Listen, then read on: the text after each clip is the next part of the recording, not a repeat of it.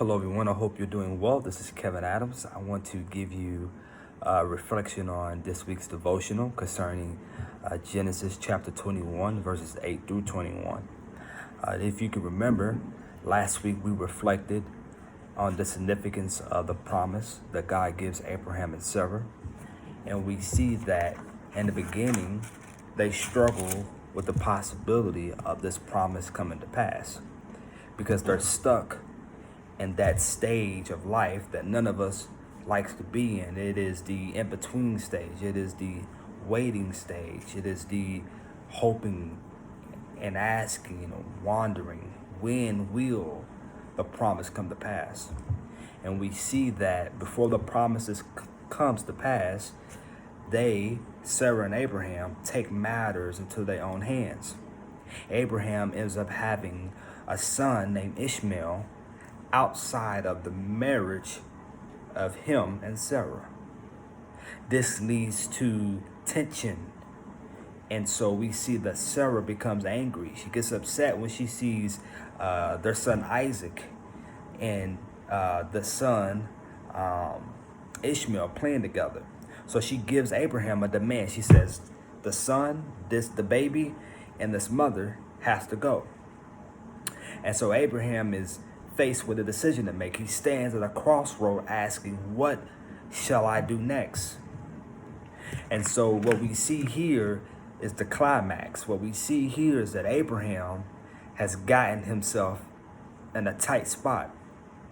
Beloved, I'm sure that you and I can remember back to many times where we didn't trust God enough, where we had a little doubt, and so we took matters to our own hands. Maybe we got tired of waiting. Maybe we got tired of wandering and asking.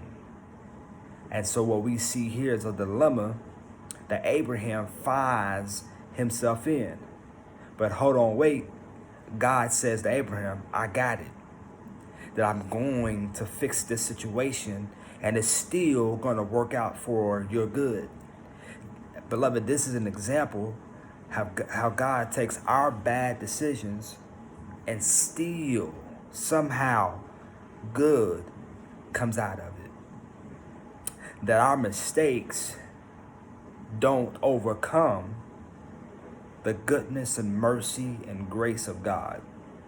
And beloved, that's what I want to encourage you today, that God is a promise keeper. That when we thought it was impossible, God is able to keep his promise.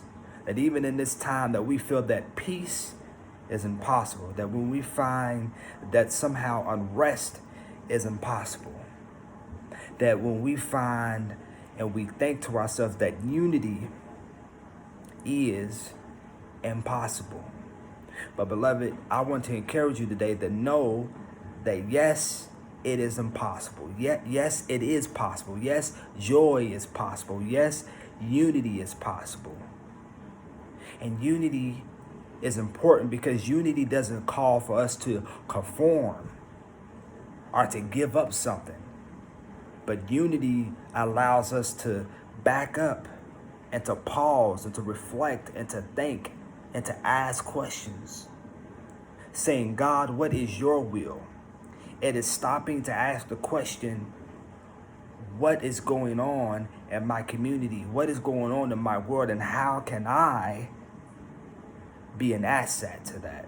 How can I be a bridge over division? How can I be used by God as a bridge over troubled water so that our community can come together?